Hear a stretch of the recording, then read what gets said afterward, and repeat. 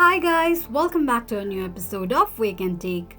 Today in this video, I'm gonna show you how you can sign up for your BillEase account. Keep watching the video till the end. To sign up for your BillEase account, firstly go ahead and launch open your BillEase application. The home page of BillEase application will appear on the screen. To create a new account, tap on sign up button at the bottom left corner of the page. Enter your email address and mobile phone number. While entering your phone number and email address, make sure that you are typing in the email and phone number that's available to you. Once you are done typing in your credentials, tap on I have read and agreed with the privacy policy and terms and condition box at the bottom and tap on sign up.